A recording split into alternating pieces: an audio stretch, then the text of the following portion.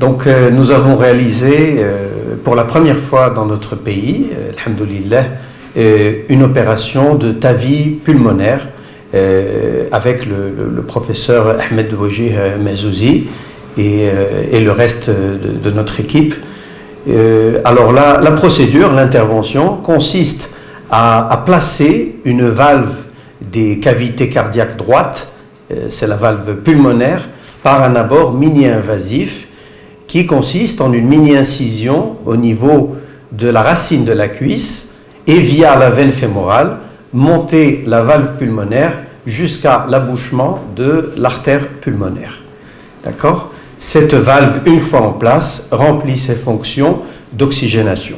Il faut noter aussi que cette procédure est une procédure, comme je vous ai dit, mini-invasive, une alternative à la chirurgie classique jugée parfois extrêmement lourde, voire extrêmement risquée, d'accord ?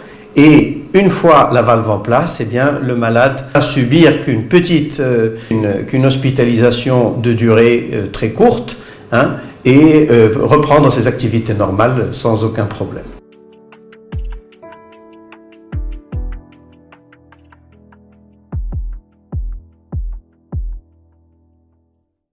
Cette opération reste une alternative très intéressante pour les pathologies dites lourdes et surtout les pathologies qui présentent un risque opératoire élevé.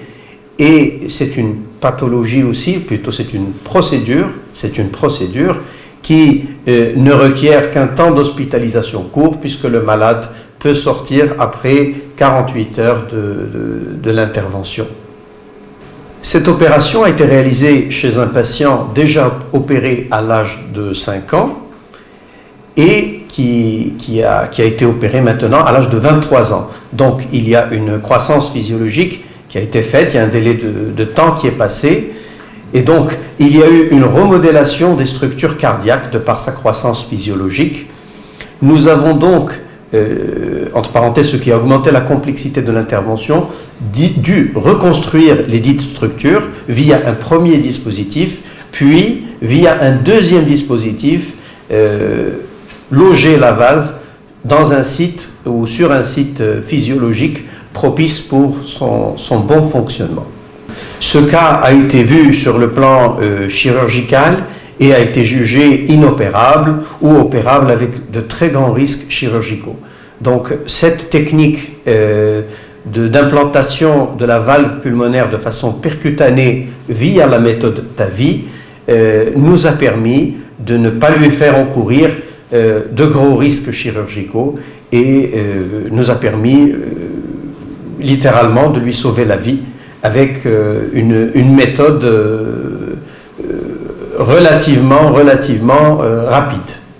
Cette procédure d'implantation percutanée de la valve pulmonaire par méthode TAVI a été une manière innovante et comme spécifié ultérieurement une nouveauté dans notre pays pour pouvoir implanter la valve du patient sans prendre de gros risques pour sa vie.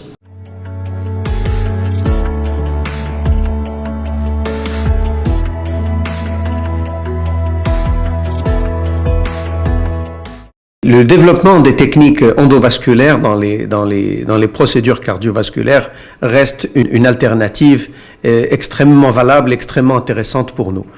Premièrement, c'est offrir tout un arsenal thérapeutique aux patients jugés inopérables, aux patients jugés à haut risque chirurgical, avec la chirurgie classique. Et deuxièmement, ça nous permet de développer, bien sûr, d'innover et de repousser un peu plus les limites de la médecine conventionnelle dans notre pays. Je tiens aussi à souligner que la Fondation Mohamed VI des sciences et de la santé nous a fourni un plateau et une prise en charge pour pouvoir mener à bien cette réalisation. Je tiens aussi à dire qu'il serait fort intéressant que plusieurs équipes se mettent à ce genre de technique parce que ça offre de toute autre alternative et un nouvel essor pour la médecine dans notre pays.